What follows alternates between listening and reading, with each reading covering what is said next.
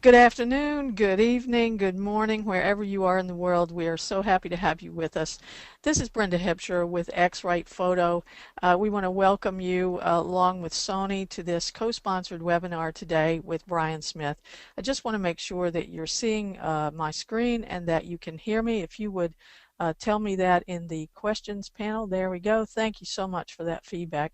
We're delighted to have you with us today. We have with us my good friend Brian Smith. Brian, welcome. Thank you, Brenda. It's great to be on with all you people out there. Yeah, it's wonderful to have you.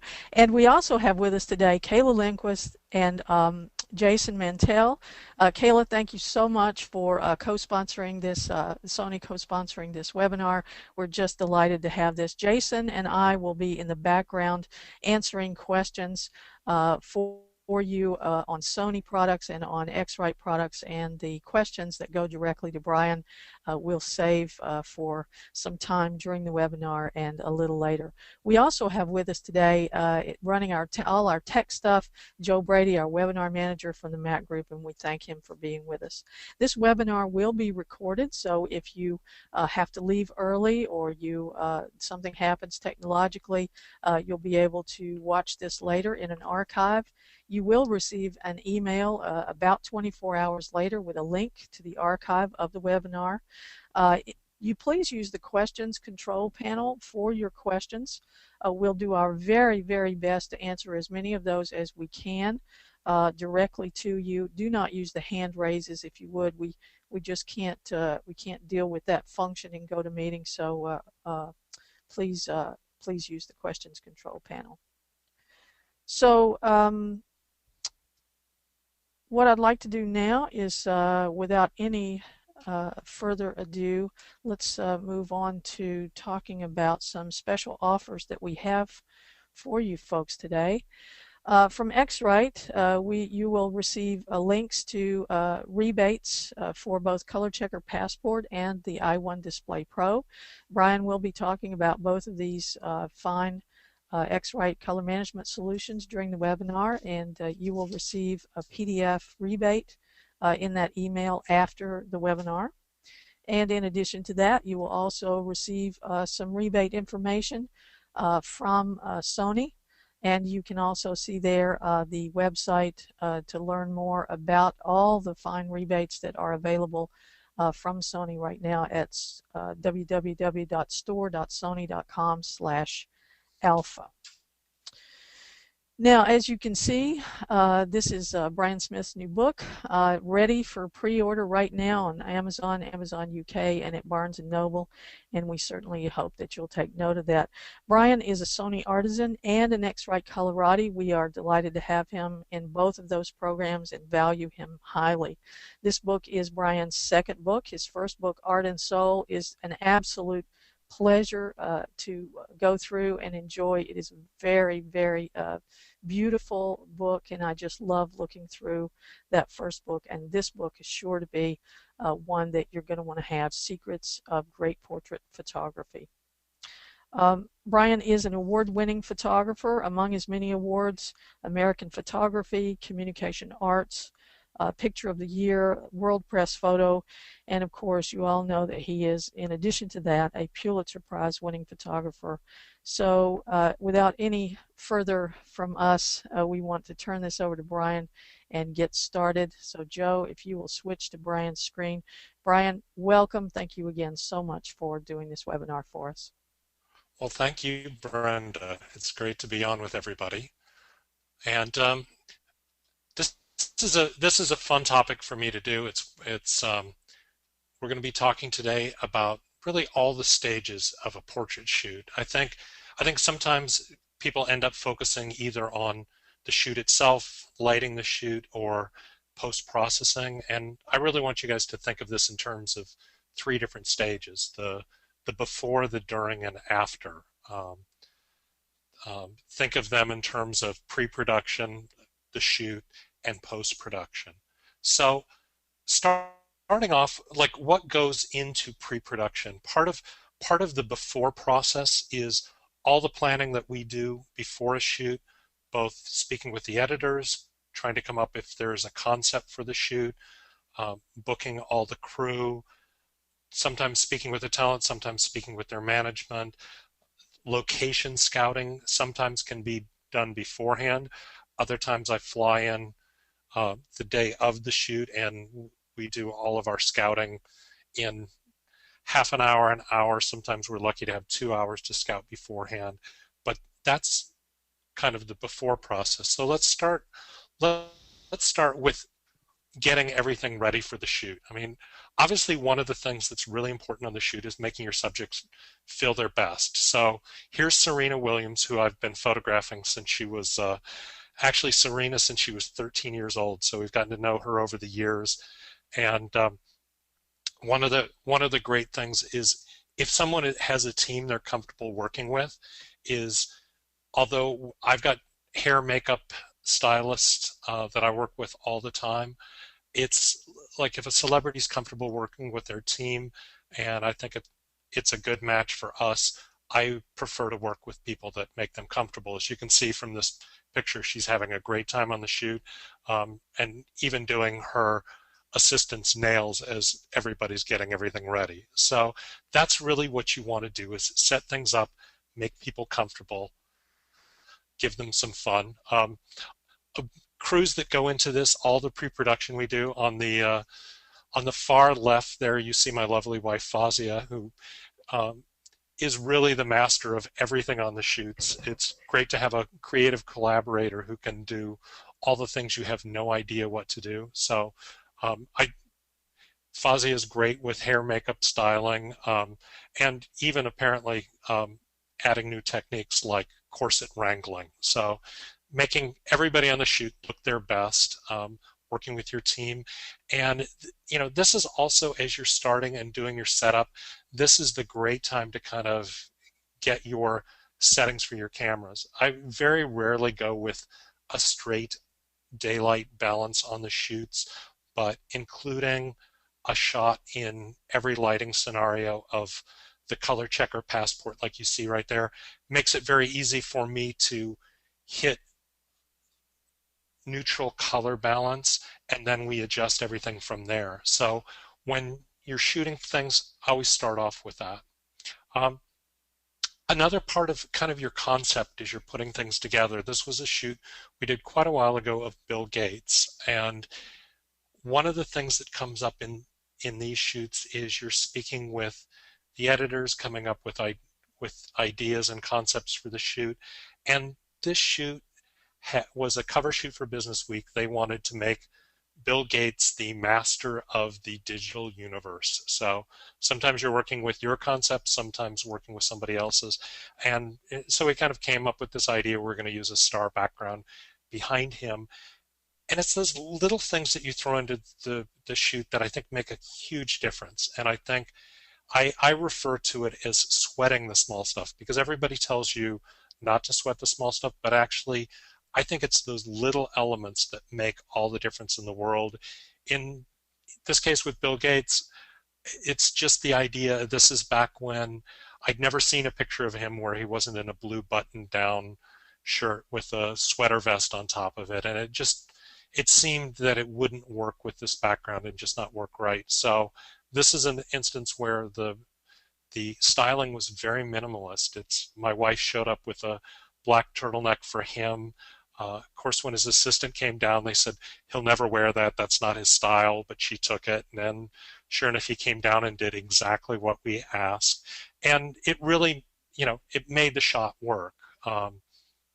Somebody pointed out when they looked at it that they asked, why Bill Gates didn't ever adopt this look, and I guess the answer to that is because Steve Jobs did. So, we might not have changed Bill Gates' look forever, but I think in a way maybe Apple got a little something back from Microsoft in this instance.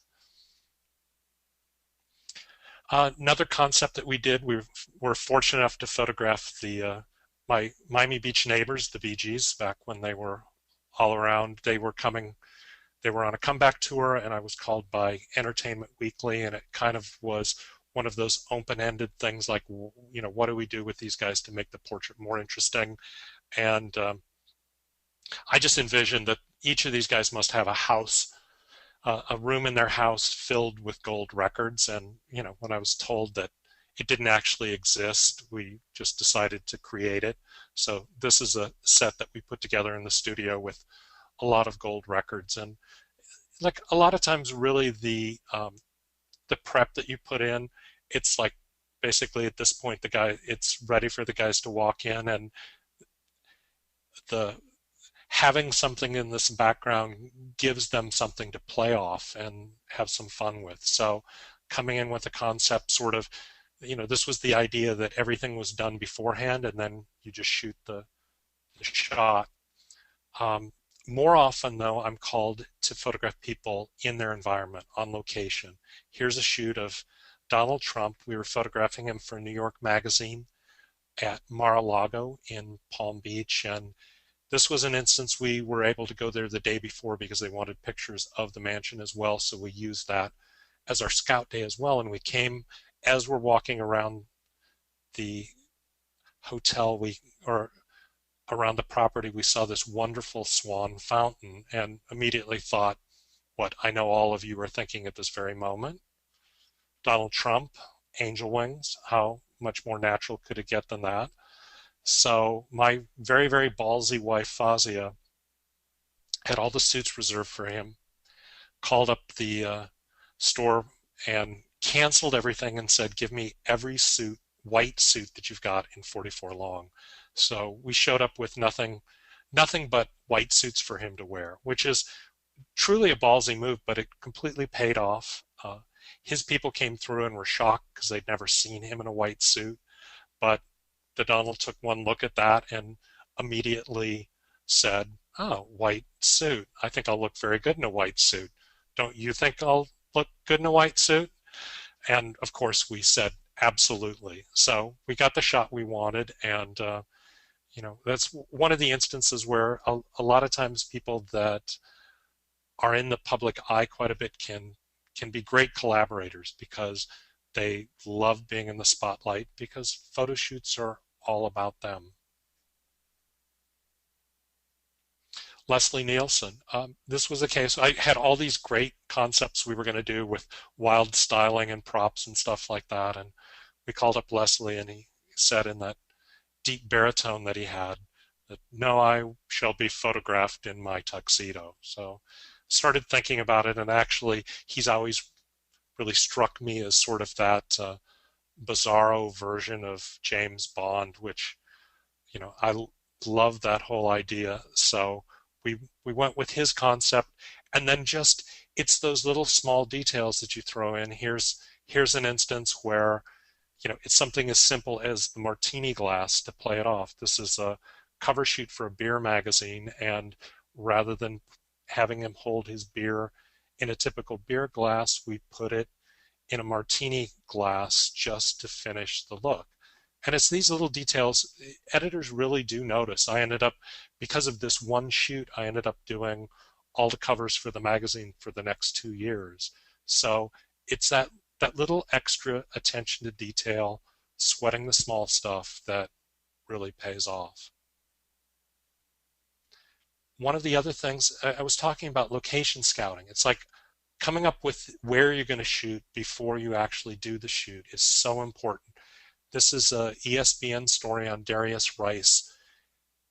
And one of the challenges you have with athletes, whether they're college or pro, it's always a timing issue. We had literally an hour to do the shoot, and that included whatever travel time was part of it. So we could shoot him on campus, have a full hour, but frankly, shooting him in his own gym, he's going to get bored with the thing, and we're not going to shoot for an hour. So I kind of, in the back of my mind, try to keep a Rolodex of places that I might want to shoot, and there was this wonderful basketball court underneath the freeway that just, it's a different look, and he comes there and suddenly, it's unusual for him, it's fun, and we ended up probably getting an extra 15 minutes more than we were promised just because we did keep it interesting for him. So thinking about that, coming up with an interesting location and combining that with the portrait, it adds that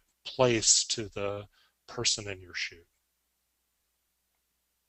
Here's Don King, one of my favorite photo subjects, and here again is an instance where they kind of picked the location, a gym where he was going to make sure Carlos Mayorga was in there training during the shoot, which is, that gives you the idea of Don King, where like most people can bring, small props. Don King can actually get a world champion for a prop. So we've got Mayorga, we're scouting this thing. I love this kind of, brightly colored wall. And the composition in this, basically, I'm thinking of this in terms of the magazine spread, where I need a horizontal image where the gutter can go down the center, but I want something interesting on both sides. So Don's on one side and our prop, Carlos Mayorga's, on the other. So, just kind of thinking of all those things. And also, like, one of the interesting things, too, to think about is it's very important to think of, even with however many frames per second cameras shoot these days, you still really only have that one peak moment. So here's an instance where we were shooting with strobe 1 frame at a time, and it just really boils down to timing. I could have shot this at 10 frames a second, and you're still only going to get that one key image. And again, this is where your LCD comes in very, very invaluable, where you see what your timing is and can kind of get the flow right. And we ended up, I think, probably shooting 30 frames like this, and by about the 8th frame we were getting the timing right. So just kind of getting in the flow of this and shooting a little bit slower, but thinking more. Now getting into the shoot. So we've talked about the things that lead into the shoot, and now let's break down the shoot itself. One of the instances, in working with great stylists is, this is Danielle Hunterkova, one of the top 10 ranked tennis players in the world, and so we've got an hour to shoot her at one of the big hotels in Coral Gables, Florida. And so it's really all that advanced work, picking out the different wardrobes, going there and scouting them, and trying to figure out how all the things work together so that hour you've got with the subject really pays off. So, we pre-lit a lot of the situations where we knew this was going to be our first shot because it was outdoor with dusk. We needed to catch the lighting. Big octabank from the right side of the frame, lighting her up. And then a second light in the background that's lighting up the palm trees in the back, and also spilling onto the statues behind her. So, just trying to make all these things work together. And then as soon as she was finished with this, we sent her up to change and then moved on to the next situation. So we brought enough lighting with us that all these things were really pre-lit, and it just was a case of, getting her in, getting her changed, getting to the next thing. And then I had a couple assistants, and when we wrapped with one set, they'd either tear down that set or move that onto like a third location. So, having plenty of gear, being ready to work, and trying to kind of pair the clothes with the background. Here's our girls again from the Burlesque Girls that I showed earlier, how this kind of pays off, put the stuff together. And what you want to do is get all your prep done before your subject steps into the frame, so that you're ready really just to bring out emotion from them. And, get the technical behind you so you're concentrating on your subject themselves. And really, it's like we do a lot of these shoots. We shoot sometimes at the different burlesque shows in Las Vegas, and it's a case, the lighting, everything is really nailed down. It's, really a case that at this point, all we're really doing is interacting with the subject, because you want to bring out their personalities here. Now into lighting. I think, one of the keys, I wanted to show some of the behind the scenes shots and why we light the way that we do and what we try to accomplish. I think one of the things that you really want to ask is not just how to light a picture, but why you want to light a picture a certain way. And here's an instance where we're photographing a cover for a National Geographic book, and they wanted a jungle setting for one of their hosts for the cover of her book, which was pink boots and machete. So of course we've got to have her pink hiking boots and machete in the shot, but we want to make this jungle look beautiful. So as you can see, here's the octobank again from the right. And I think one of the keys is don't make it more difficult for yourself than it needs to be. We could light this from the right, we could light it from the left, but lighting it from the ground makes it so much easier than trying to put the lights in the water. So, sometimes you really need to dictate how you approach something by, really the easiest way to accomplish it. So to give you an idea of why we're doing this is in a dense jungle foliage, you never really get that beautiful late afternoon light because the light's always blocked. We ended up doing this mid-afternoon, but there was no time of day that the light would look beautiful. So really that last shot was our sunlight on a stick. We're bringing in this giant light from the way that I wish the late afternoon light was shining. And as you can see, the background is all burning in from the ambient exposure, and it's just the strobe popping in, filling in those areas where you want the light to show. And here's our final shot. So really working together in a way, one of the things that I try to strive for is to light things in a way that they don't really scream that it's lit. If you can pull off lighting so it looks like you just walked in to a beautiful situation every time, I think a lot of times that's the key. Here we are off in Bermuda. I was able to talk Graham McDowell into climbing on top of this rock, and that's kind of one of those process of negotiation where he was there for a tournament, and his people promised us 15 minutes with him, but they weren't sure about doing it at the beach. They wanted to do it at the hotel, and this is just literally down the driveway to the beach, so we convinced them that it would pay off. And as soon as he saw this, he was really taken with it, and I didn't have to ask him twice to climb up on the rocks. I just said I thought it'd look really cool, and before I really finished what I was talking about, he's already up on the rocks. So one of the things you can see from this as well is just in terms of how we're lighting it, I've gone to a much smaller light here, partly because it's windy at the beach, trying to put up that same 6-foot octobank. Even with it, I've even had heavy steel stands bend on me. And so this is a case of putting up a smaller beauty dish and getting it up so it's on equal in height with him. And as you can see, you're getting kind of this nice little fall off down toward the lower part of the frame. So this is a fairly common way that we would light it.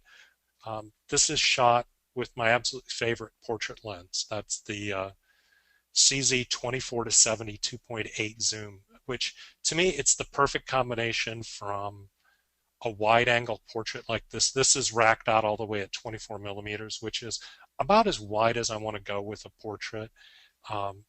It enables me to get a lot of environment around the subject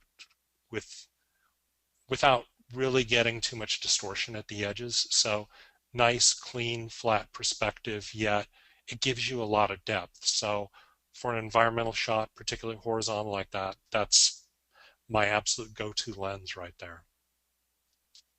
Here we are in a studio. This is Anne Hathway waving hello to all of you guys on the webinar.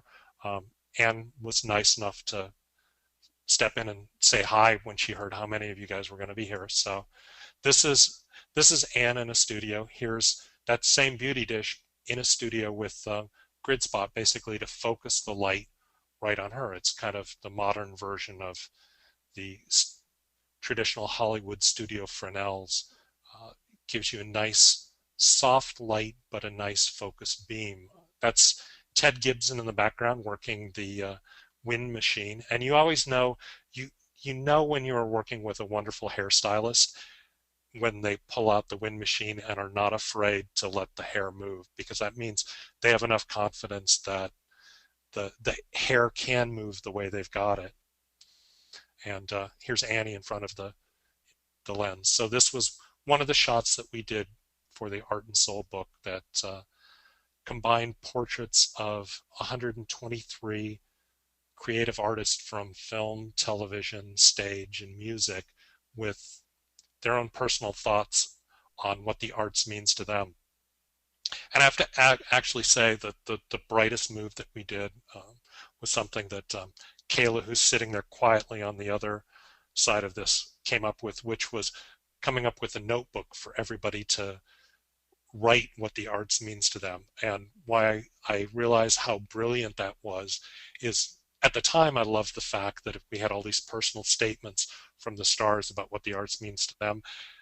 Now, as I'm finishing book number 2, I realize what a great move it was to con a bunch of movie stars into basically writing my first book for me. So this was a project we did with the Creative Coalition. They lobby and advocate for arts education. They're out at the Republican convention right now, trying to bend a few arms for arts funding, and really was a great project because one of the things that I noticed was the look in every celebrity's eyes as we started talking about the arts. It's suddenly they weren't big stars in a major motion picture anymore. They were a kid discovering the joy of their first high school play or the first play on Broadway that mom took them to. So it's a great lesson in terms of putting your subjects in a place where, you know, it's not about the photo shoot, but it's about something near and dear to them. Also, one of the keys with lighting is to always look for great light wherever you can find it. We were doing portraits in the studio for Plum magazine, and the light just started streaming in through the glass block above, and it's, even though we were set up with strobe similar to our last setup, it's like you see this light, you just have to grab it. So, you know, never waste the gift of great lighting. When you see great light, make the picture. And actually, this is very reminiscent. You see the light coming through the glass block there before, to a solution that I came up with a long time ago. I was photographing Antonio Banderas when he was making a movie in Miami, and this was for Time magazine. I had 15 minutes with him at the Miami airport, and the Miami airport, for any of you guys who've passed through, is not necessarily the most photogenic place. And I just found this glass block wall, and this is basically one light behind the glass block. I mean, sometimes lighting through a window, lighting through translucent objects like glass block is really your key. So, you know, tight portrait of Antonio. Here's a case where you're going to go with a tighter portrait lens, something more like the 70 millimeter. That's another reason why I love that 24 to 70, because this is kind of the portrait that you end up with on the long scale of that lens, being able to, you know, you're in a little bit tighter than you would be with an 85, 100, or 135 traditional portrait lenses, but I like the intimacy that it affords you being in close. Here's Wynonna Judd, photographed it in her barn in Nashville. And here was a case where I had a lot of time to think before the shoot, because she was in hair and makeup and looking around, and she didn't want to do the shots in the house. So it was kind of outdoors was our option, and we came across the barn. And you know, here's a case. I'm looking at a hayloft and kind of thinking about her look and thinking of the classic George Hurrell portrait of Jane Russell, and it just seemed perfect time to do an homage. And again, to kind of play the thing off, I want it to look like a 1950s Hollywood glamour portrait. So this was actually shot with a big Fresnel with a strobe fitted behind it. So it's very much the look and feel of 1950s lighting. And here again is one of those reasons why I showed earlier, calibrate your light so you can zero it out, but know when you don't want something to be daylight balanced. This is a case we're using a full tungsten conversion filter over the strobe, CTO, which takes daylight balance to tungsten. So essentially taking 6,000 K down to 3,200. So, the why on this thing was, to recreate that Hollywood look. That's why we made it very warm. Sometimes it's the prep work that you do that I was talking about in terms of going back to that location scouting. This is Alejandro Sanz, photographed on Miami Beach for Entertainment Weekly, or I'm sorry, this one was for People Espanol magazine.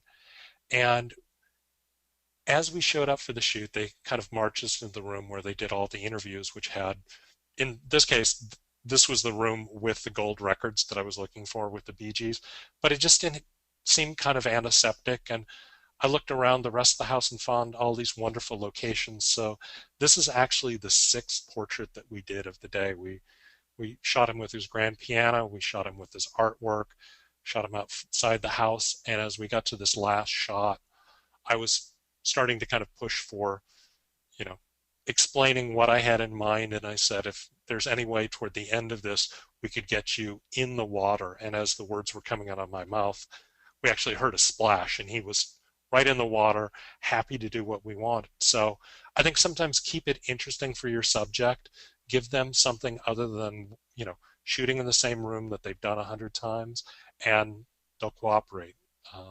This is shot at dusk, so those of you who've shot at dusk, you'll notice it's the look. If you've ever shot on film at dusk or set your camera for daylight balance, you'll notice that the sky kind of goes bluish as the light goes down.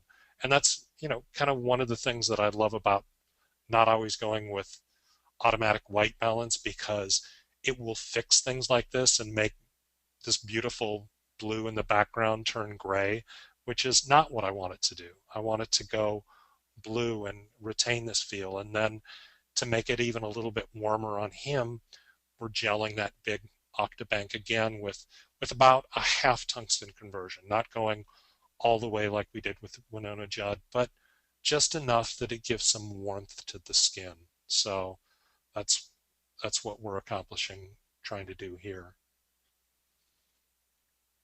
And a lot of times I get called in to shoot people at a location before it's done. This is Andre Balaz, the owner of the Chateau Marmont, Standard Hotel in LA, the Mercer in New York, and he was opening up the Standard in Miami Beach, and it was under construction. The place had plaster dust all over everything, but they had these wonderful bronze doors. So just keeping it simple, boiling everything down to, the most simple detail or pattern can really work. So you're not seeing all the plaster at his feet. You're just seeing patterns that are interesting. And I think sometimes showing less says so much more. So that's what we're aiming for in this shot.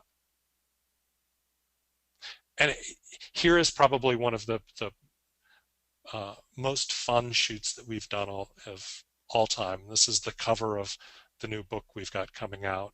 This is Sir Richard Branson, photographed on Necker Island. This is a Time magazine story, and they're photographing him for Virgin Galactic space flights. So here's a case in advance. We've already kind of talked about the concept.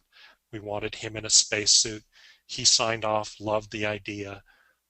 He happens to be on Christmas holiday down on his private island, Necker Island in the Caribbean. So we have the suit flown in. This is from a Hollywood prop house. We have the suit flown in. We fly in, go in the day before, scout this.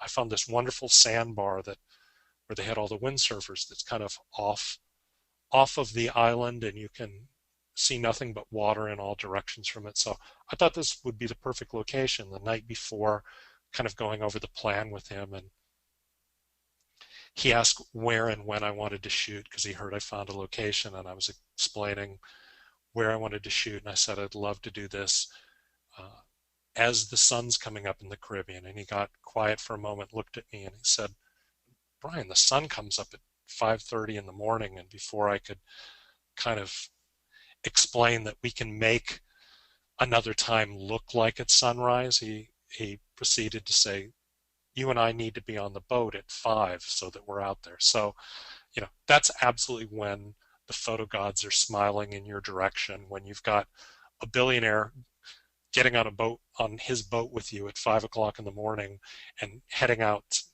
from his private island to put on a spacesuit. So here's a case where it's a conceptual photograph with the spacesuit, but also a case where the environment plays a lot in the shot as well.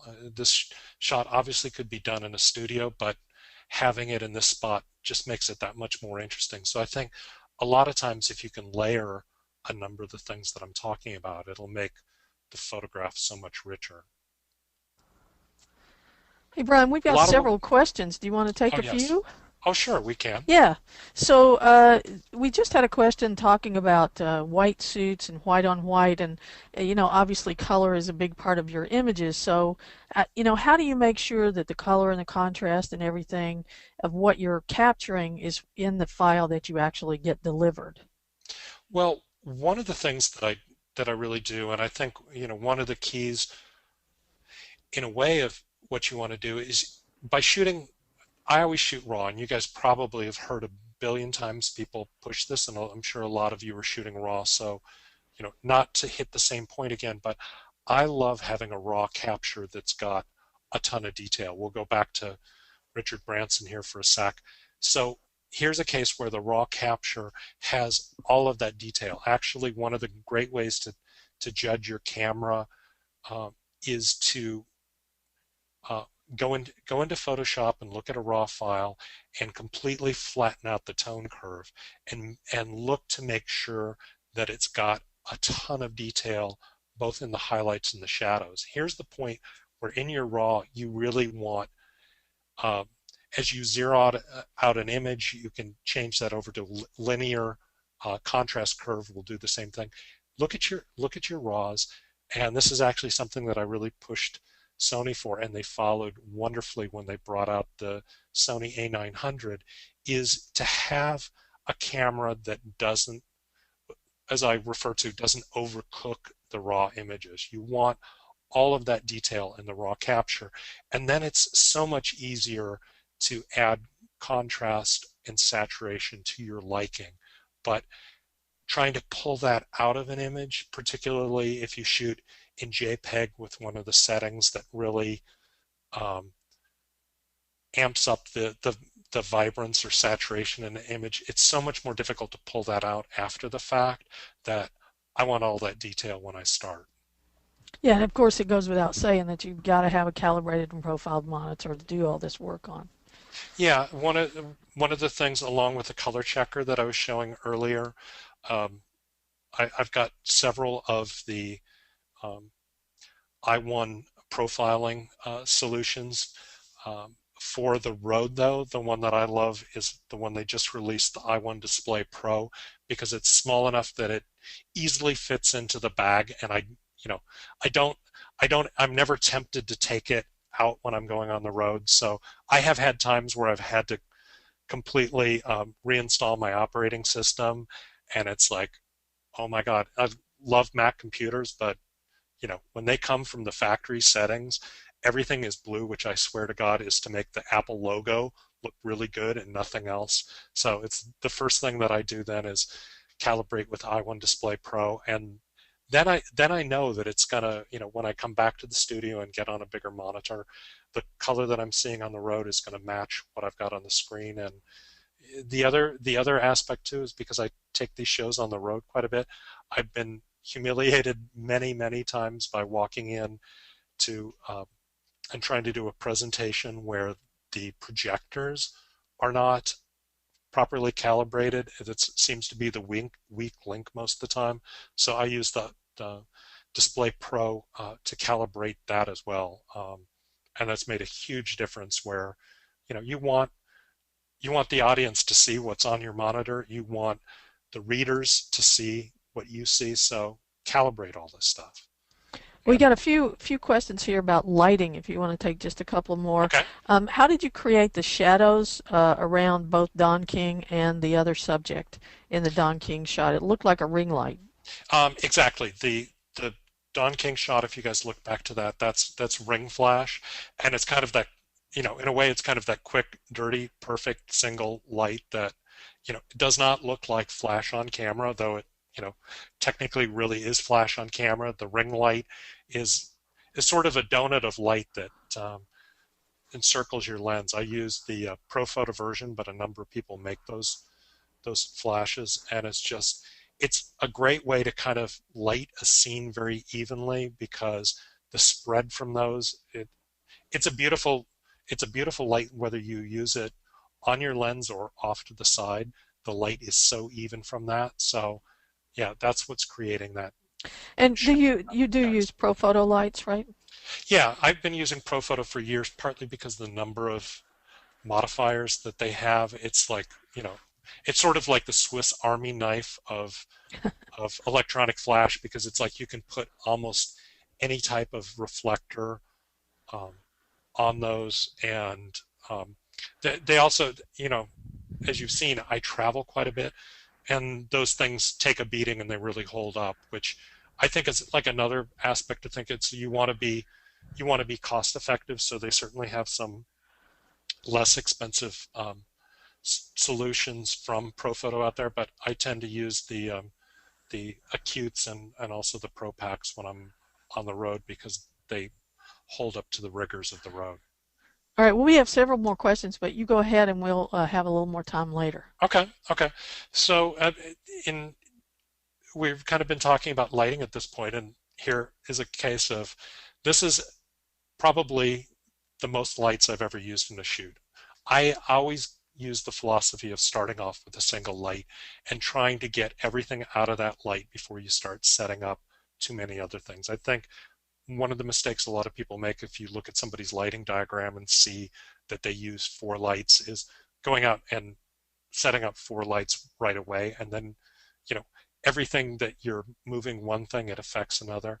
I'm a big believer in getting that first light right and doing everything that you can with a key light before you start adding any accent lights. A lot of times my setups are essentially a 2-light setup, which is a main light and a fill. And a lot of times that fill is nothing other than the ambient light of the scene, because I do a lot in environment. We're just blending those two. Here's an instance where this was a shot for Entertainment Weekly, where the photo editor wanted a big, bright, beautiful blue sky a week ahead of the time that she was assigning the shoot. And man, if I was that good to be able to predict what the weather was going to be like in Miami a week from Thursday, I would not need to work for a living. But I can't. So it's kind of coming up with problem solving. How do you make sure an image is bright and colorful if you can't control the weather? So this was a solution my wife came up with. She had an idea to have a giant beach ball made. So we sourced this out. We went to one of the prop makers in Miami, who promptly came back with a figure of $5,000 to make a giant 6-foot beach ball for us, and it was going to take him 2 weeks to do it. Well, the shoot was in a week, and $6,000 was way above the total budget for the shoot, including, hair, makeup, styling, motorhome, and everything like that. So that was out of the question. So we did the cheap solution, which was we got a bunch of these 30-inch beach balls and put them all around them. Every single one of the big beach balls you see here has a ProPhoto head taped to the back of them. This was lit before the Acute B came out. This is the ProPhoto 7Bs. one behind each of these big beach balls, and then another kind of lighting up the tiny beach balls on the right hand side. So, they're also serving the purpose of holding everything in place. So it's both lighting the shot, but it's also, holding our set together essentially. And even with all the lights that are in the shot. So essentially you've got eight lights lighting this whole shot. Some of them are backlights, and she's just being lit by a single octobang from the front. So even in this instance where we've got a lot of lights, still the subject is lit by one. Here's a two light setup where we're photographing a Cuban boxer for Der Spiegel magazine, and we walked into the situation, and boxing gyms always look really, really beautiful. Like the backgrounds are great, but the lighting is always atrocious because it's always like a single fluorescent 30 feet above them that's kind of flickering and absolutely not the color you'd possibly want. So again, I just want to make it look like I'm the lucky person who happened to walk into a gym that had a beautiful bank of windows. And, so this is the ProPhoto Beauty Dish. Off to one side, this is the 24 to 70. Once again, probably I'm guessing at about 28 millimeters. So it's pretty wide. You can see the exaggeration on his elbow in the foreground, but it kind of works to make him, look like the tough fighter that he is. So kind of bending the rules a little bit. I don't care that it's not perfectly flat and lined up. I want that. And then in the background, just one more ProPhoto head lying down on the boxing mat behind him, just lighting the ropes up from the back and kind of casting a little extra light on the flags behind him. So, fairly simple. Again, he's lit, and most of the background comes from that one ProPhoto Beauty Dish, and it's really just like that little extra accent behind him. Do you use a silver or white beauty dish, Brian?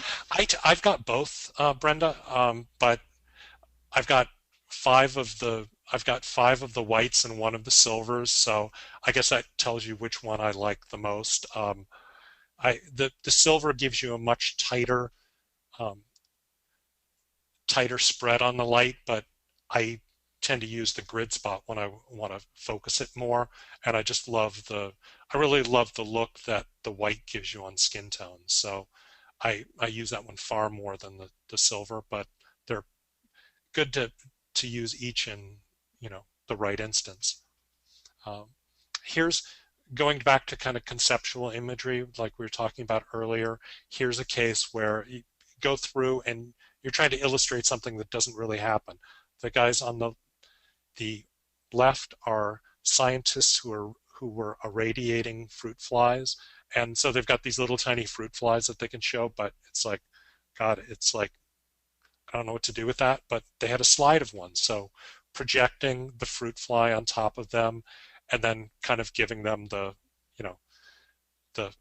Mad Frankenstein lighting from underneath. They were actually really cool. I showed them what I was doing and they loved it. You probably do not want to do the same thing with a major Hollywood star if you want to work more than once, but I showed them to these guys. They were cool with it. They thought it was a cool shot. They're good. On the right side is a Time magazine story on a lice inspector. You're like, remember this photograph whenever you're having a bad day as a photographer and realizing like your life could be far worse if you were like jobs that you don't want to have. Lice inspector, I put like, right up there at the top. So, but we're trying to make a fun picture of that. Here's a case of using the magnifying mirror to make her eye look enormous, and our very low grade B quality, kind of Ed Wood quality, as you might say, of props, which is I cut out an image of louse and made it really, really big. And so she's actually holding a giant cardboard cutout. So very, very low tech on this. More problem solving, photographing Darnell Dockett for Sports Illustrated. This was where they wanted very moody, essentially like Hollywood horror movie thriller type lighting. But the trick is when you're photographing athletes, you cannot get them in a cemetery at midnight. Go figure, but you just can't. So this was actually shot on the Florida State campus at 3 o'clock in the afternoon on a very hot, bright October day. But I found a portion of the cemetery that was in shade, so we put him in shadow and just went with the highest sync speed on the camera, ton of light coming in from behind the guy, and selected tungsten balance for it. So again, knowing when to break the rules, when to switch from daylight to tungsten, because blue just looks more like midnight. Lighting setup on this, again, it's like one main light lighting him from the right. In this instance, we have a second light from the right kind of lighting the side of the tombstone, and it also puts a little bit of a highlight on his helmet. And then the third light is back in the background, lighting up all the smoke behind him. So that's, problem solving, making 3 o'clock in the afternoon look like midnight. Another example of problem solving, another photo editor who wanted a blue sky in the photograph. And what I had to realize from that is that all the other portraits, this is Jeffrey Donovan from Burn Notice, and all the other portraits for the story were being shot in studios in New York in the middle of winter when everything was cold and gray, and they wanted a blue sky out of the photo shoot in Miami. Of course, the day was crappy and gray, which happens every time somebody asks for a blue sky.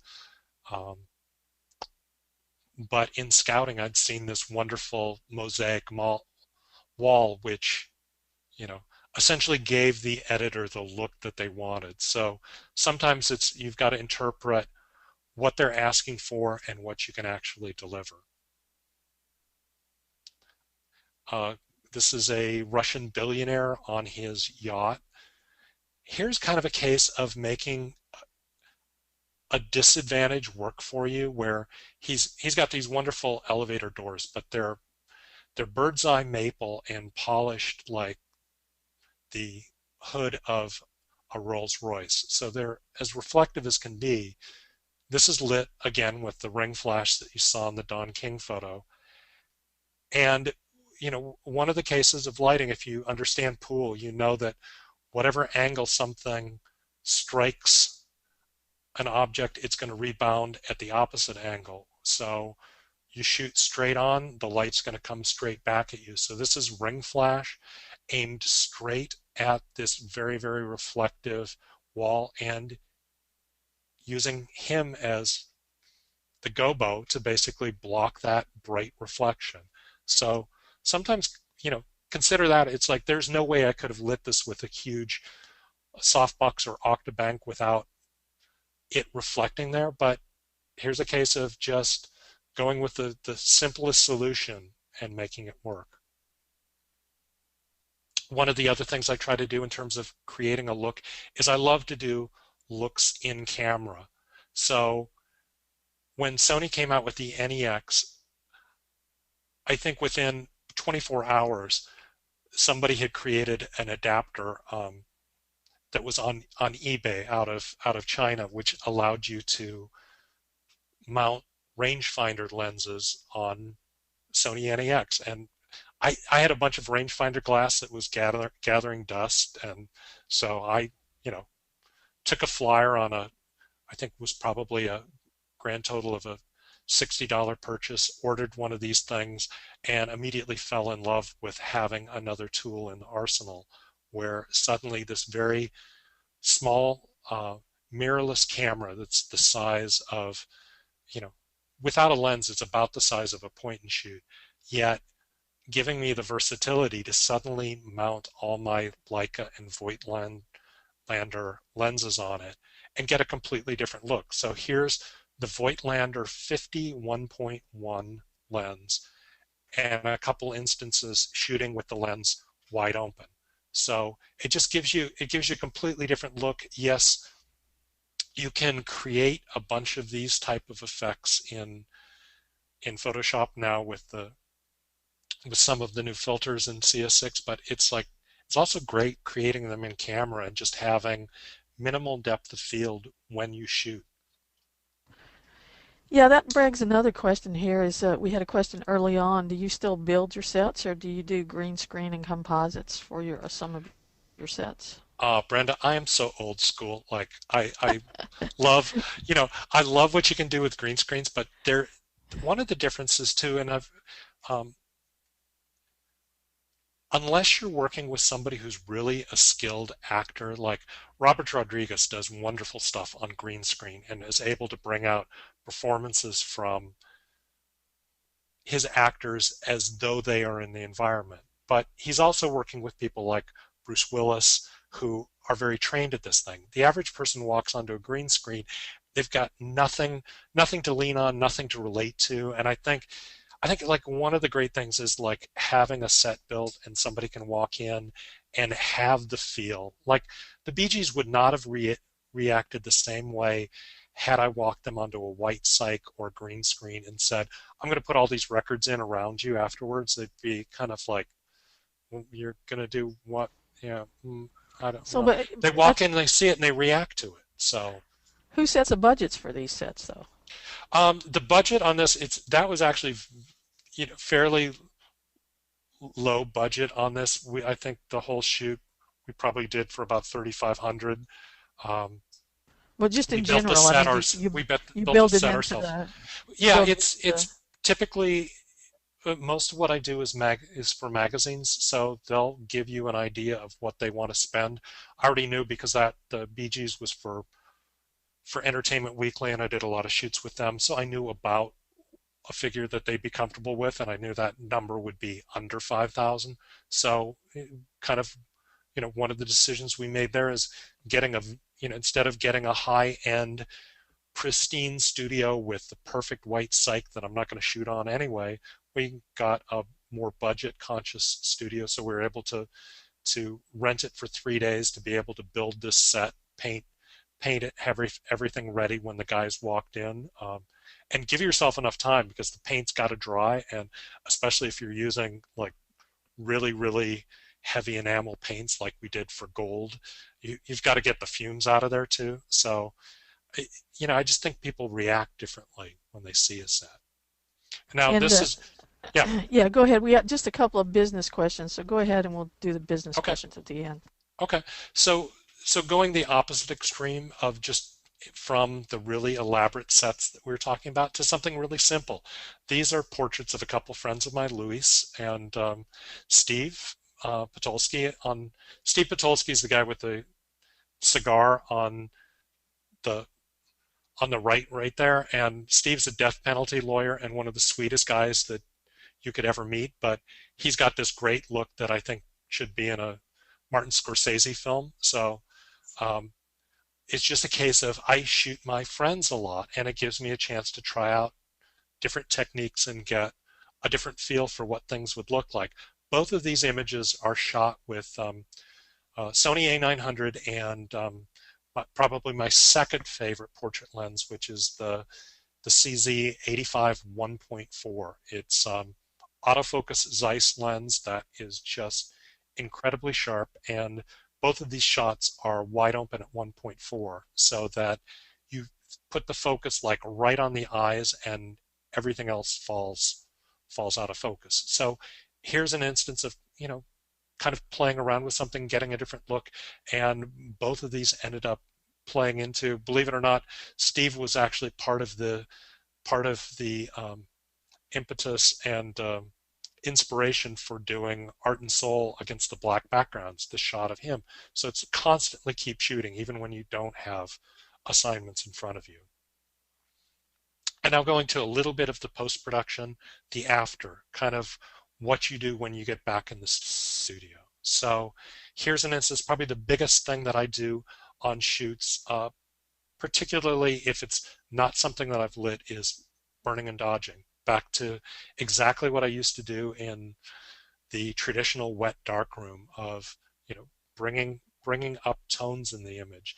And that's the main difference that I've done in these images. I've also adjusted the color balance so everything's very, very warm in the final image on the right, and selectively opened up the green tones. One of the things in sort of hue, saturation, and luminance that you've got in Lightroom and Adobe Camera Raw is the ability to selectively brighten or darken certain colors. So here's a case of brightening up the greens and kind of changing their hue a little bit.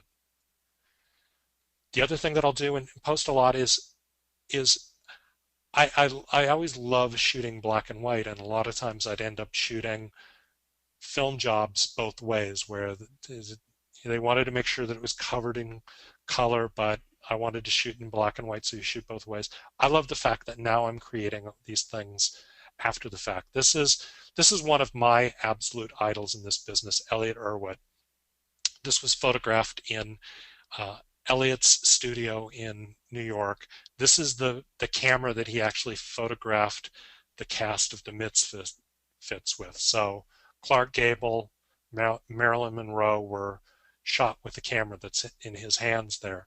And as I was putting this was for Art and Soul, and as I was putting together the images, everything else was in color, and I sort of looked at this of Elliott, and you typically associate black and white with Elliott. So I just decided that the shot of Elliott should look like it was shot on the same type of pushed black and white contrasty look that you see in his images. So we created this look basically created this as a Lightroom preset, and tweak it a little bit depending who the subject is. And I think that's one of the great things, is there's so many different plugins out there. Some are absolutely spectacular, but it's like, have something that you can adjust. So we kind of adjust these things, and then as I was looking at this, I decided that the same look would work nicely on some of the other images in the book. So we ended up doing the same thing with actor Rick Yoon, wonderful actor. And the main change that we've done in post on this is just giving it that same black and white look that we did with Elliott. I also found the zipper on his sweater really distracting, so we just knocked that out of there, basically, burned it down till it was gone, and gave this a different look. And I think sometimes the exact same image you just interpret differently in black and white and color. It becomes so much more about the patterns and forms as opposed to the green shirt and the skin tones. So though a lot of my work is really, really saturated, I think going the other direction can be very helpful.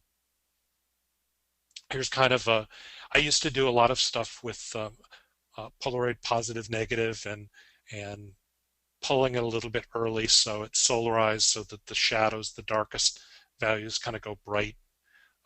It's kind of the same look that you see if you look at a mirrored daguerreotype. And this is my very good friend Horst Colum. He's an artist, and in addition to being a great artist, I've always loved Horst's face.